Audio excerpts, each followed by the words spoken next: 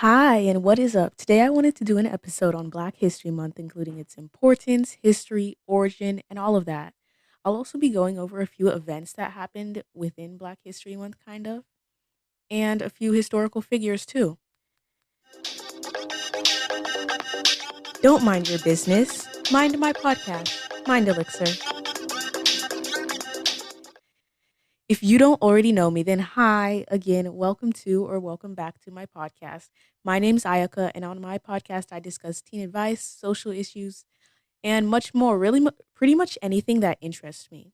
I am so glad that you decided to press play on today's episode. And yeah, but before we get into this episode, I also wanted to explain and apologize that I did not have an episode last week. Well, this week technically. I'm recording this on Sunday the 20th. I think it's the 20th, Sunday the 20th. And I did not have an episode for this week on Wednesday. I was actually planning to, so let me explain. Last week on Friday and last week on Sunday, I had a collab that I was planning to record. So that was going to be going on my podcast and a collab on the other person's podcast as well. Except both of the people that I was collabing with, they canceled. The person I was supposed to collab with on Friday, they canceled the recording. And the person I was supposed to collab with on Sunday, they also canceled. So I'm not sure if I'm ever going to get those collabs out or not. But yeah, I was actually planning to release two episodes this week, but instead we got none because they both got canceled. And but hopefully I can maybe get those collabs done in the future. However, I think I want to take a break from collabs for a while simply because I want my podcast to be more personal, and it's not like I don't like doing collabs. But yeah, I just want my podcast to stay mostly solo. But yeah, I probably just should have recorded an episode ahead of time. And I've noticed I have a really bad time management thing. Like I'll say, oh my gosh, this episode is due now, but I can get it done then. But then I don't end up getting it up. So I really need to work on my own personal time management as well. But yeah. So sorry about that. I'll try to be more consistent and accountable with getting those episodes out. And yeah. Also, another thing was this whole week, I've had school off this whole entire week. And then I think I'm also getting a few days of school off next week. Because if you don't know, I live in Texas. And Texas, basically, we had a snow day, which was wonderful because we haven't had snow in so long, except for the fact that our state literally was not prepared at all. Like the infrastructure and then the companies or something like that, they were not prepared for the snow, and everything just went downhill whenever we got the snow. A lot of people lost electricity. There were people out freezing in the cold. People that lost electricity inside their homes as well. They were literally freezing inside their own house. People's water stopped working. The last few days we were supposed to boil our water because for some reason bacteria got into the water. I'm not really sure how or why, but we had to boil our water in order to keep it safe and drinkable if you wanted to drink from the taps. But everything is mostly getting back to normal now. It's all better. And also we had a huge car pile up and people were dying, and yeah, it was just really terrible. Texas, we need to be better prepared next time because this was not it. But anyway, back to the main point. I first wanted to start by talking about how Black History Month started. Because, all of us know about Black History Month, but I don't think we ever really learned about how it started, the origins of it. So, Black History Month. Well, originally, this guy, he was a historian and his name was Carter G. Woodson. He noticed how not that many schools and not that many people were taking time to learn about the accomplishments and the impact of African Americans and Black people in the USA. Like even now, sometimes history class and what we learn can be pretty whitewashed. So in the 1920s, Carter G. Woodson, along with a few of his other buddies, they decided to create something called Negro History / Achievement Week to encourage and highlight the achievements and the work of African Americans and Black people within the U.S. And he chose to have it in February, as you know, because of two major historical figures had their birthdays within this month. These two figures were Abraham Lincoln and Frederick Douglass. As we all know, Abraham Lincoln was the 16th president of the United States, and he was the one who did the Emancipation Proclamation after the Civil War. Essentially, more or less, kind of, the Emancipation Proclamation ended slavery, which was a wonderful thing, and that was a monumental step in the right direction because we would not really have been able to get anywhere if the Emancipation Proclamation hadn't ended all of that.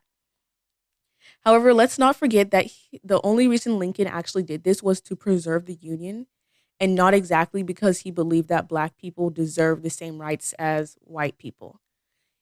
He did not really condone racial equality. In fact, I was actually researching this, and in a debate with Stephen Douglas, he said, "I will say then that I am not nor have ever been in favor of bringing about in any way the social and political equality of the white and Black races." End quote. And then he also said that while they do remain together, there must be the position of superior and inferior. And I, as much as any other man, am in favor of having the superior position assigned to the white race. So essentially, Abraham Lincoln believed that white people were superior to Black people and that they did not deserve equal social, political status as others. Black people did not deserve equal social, political status and all of that. Like they shouldn't be allowed to have interracial marriage. They shouldn't be allowed to serve on the jury, serve as jurors, and that they shouldn't be allowed to vote either. So Lincoln, he made the Emancipation Proclamation, a great thing that ended slavery more or less, and he believed that slavery was unjust. However, he did not believe in the complete equality of races. The next person, historical figure, who is the reason why we have Black History Month now, is Frederick Douglass. Frederick Douglass was originally an enslaved person, however, he was able to escape, and he became an activist, abolitionist, orator, and advocate for women's rights. He also had this abolitionist newspaper called the North Star, where he published his papers. And another thing I thought was pretty cool was that Douglass attended the Seneca Falls Convention, which, if you don't know, the Seneca Falls Convention was basically a convention that focused on women's rights. And it was held in New York. It focused on women's suffrage, or AKA the right to vote. And I know it's a bit of a common but silly misunderstanding, but suffrage does not mean suffering. We do not want to end women's suffrage. Women's suffrage is a great thing. So yeah, he also advocated for abolition of slavery and for the right of Black people to vote. And as we all know, voting is a pretty important thing because if you live in a country, you should be able to decide, have a say in the decisions that are happening to you. And the people of the country, the people that make up the country, they should have a say in the decisions that are happening to them that will impact them, that are about them, since they're living there and they are comprised of that country. And now back to what I was saying. Black History Month, it was officially made a month because before it was just Negro History / Achievement Week. It was officially made a month by President Gerald Ford in 1976. And here we are today where it is nationally observed. And that's great. I think Black History Month is a really great thing for just recognizing the achievements and accomplishments of Black people and African Americans in the US. And also Black History Month, I think there's also some other countries or places that also celebrate it, but it's mostly a USA kind of thing. Also think it's really important just to have Black History Month as of right now and for however long, just to recognize the achievements and accomplishments of Black people all over the US and the contributions of the Black community that are often underrepresented. So it's important to celebrate them and just bring light to them. But not just within Black History Month, but always. And of course, there's not really any need for White History Month because we learn about that that's basically all our textbooks, to be honest. The whole curriculum of many schools. Although in recent years, some places they have been working on diversification of their curriculum and to include people of color's voices and representing different people in the literature as well, and events and achievements to different people of color, although we still need to work on that. But even within that, there is still a need for inclusivity there is still a need for inclusivity within that because we all know the great civil rights leaders, Martin Luther King Jr., we love him, and Rosa Parks as well. But there are also some lesser known people that I never personally learned about in school. Like, for example, Claudette Colvin. So basically, there's this woman, and she did a bus boycott, which, if you don't know, a bus boycott, you just simply sit there on the bus, refusing. She sat there on the bus, refusing to give up her seat. And she did this at only 15 years old, 9 months before Rosa Parks did. And I think that's really wow that she did that.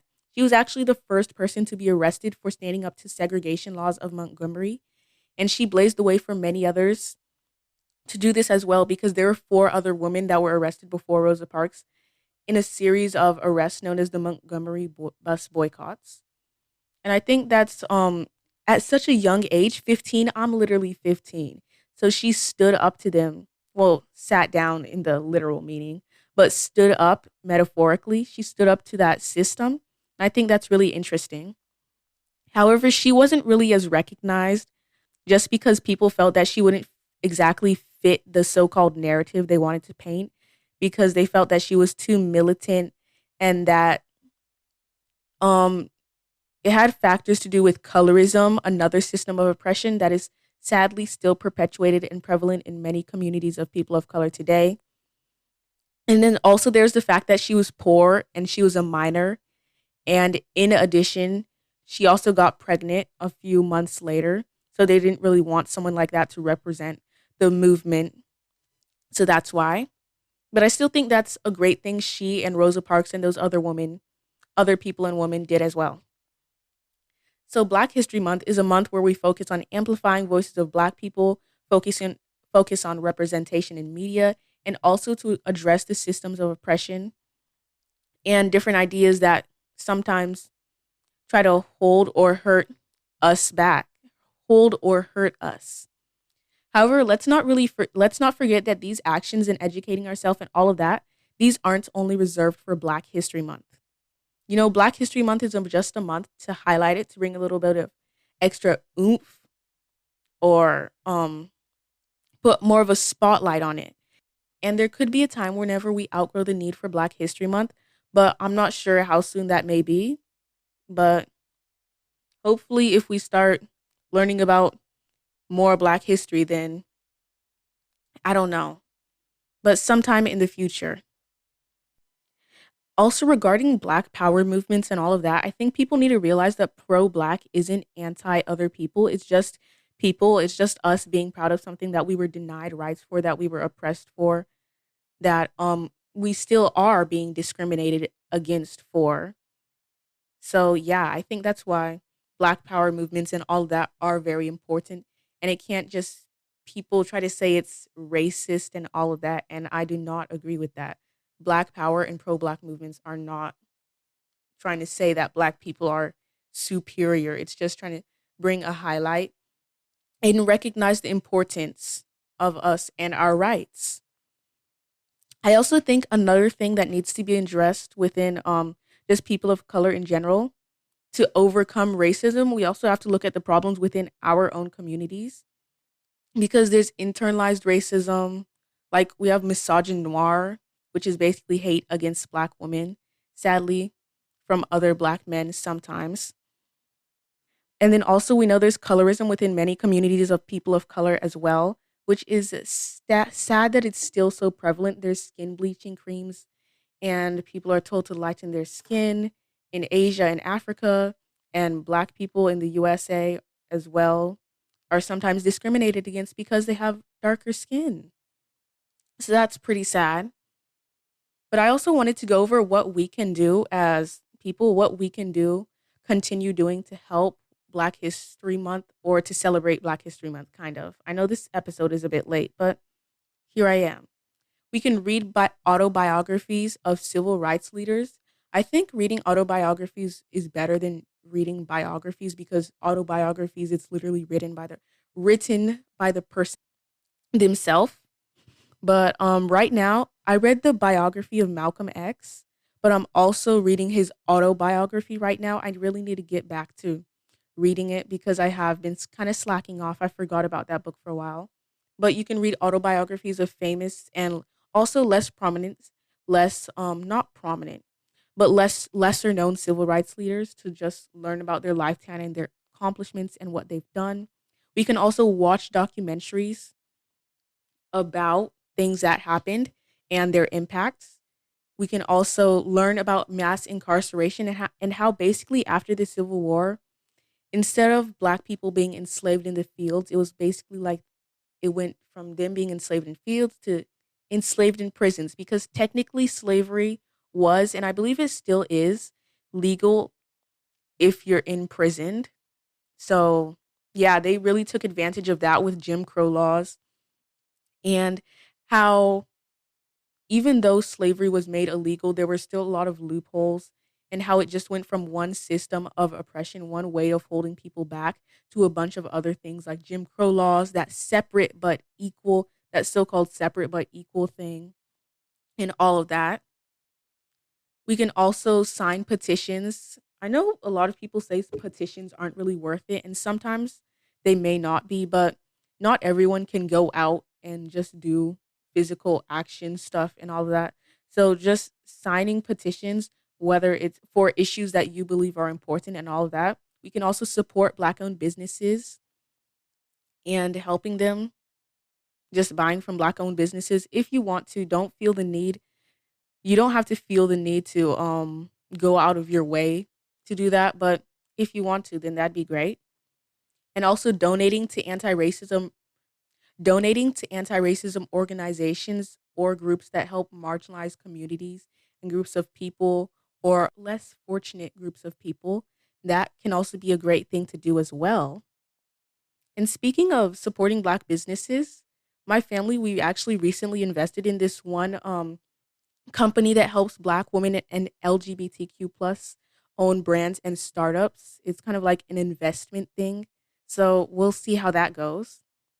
Another thing you can do is learning and doing research about the contributions of Black people to our society, just in general, and learning how how different things they've done have impacted the way it is today. The next thing is realizing how systems of oppression are still impacting Black people today and how it has had an impact, whether that's systemic or systematic. Oh my goodness. Systematic racism, and how that has had an impact and all of that and what can be done. The next thing is speaking up against microaggressions because microaggressions, these are basically just kind of small tidbits of racism, I guess you could call it.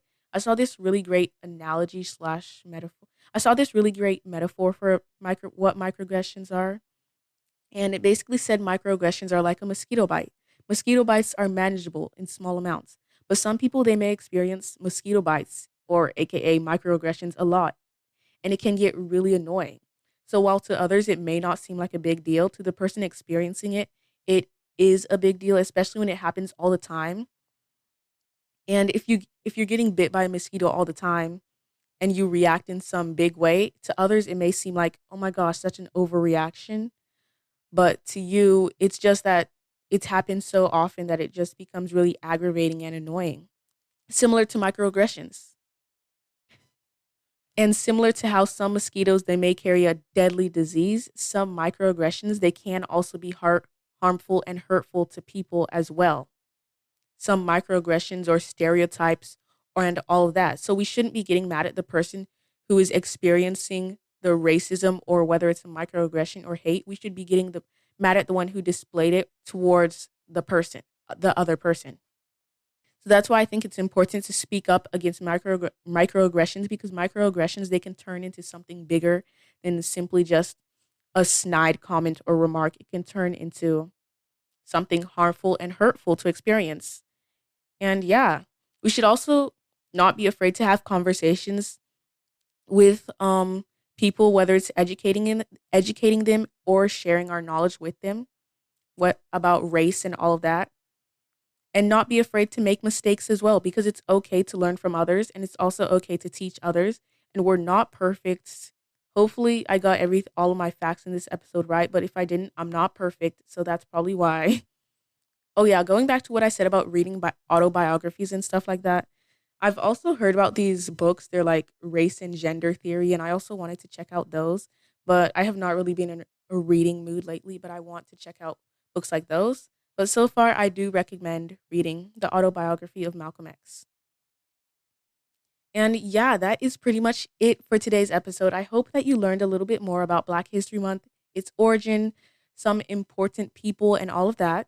Make sure to stay educated on important topics. Make sure to listen to marginalized voices, communities, people, and all of that. Signing petitions, make sure to speak out. And although racism is far from over, we can hopefully keep fighting against it. And yeah, be sure to follow my Instagram for more. Thank you for listening to this episode and stay tuned for more. Bye. Everything is linked down below in the description. I'll also have an interview with Claudette Colvin. I found I'll have that linked down below in my description. And yeah, thank you for listening. Bye.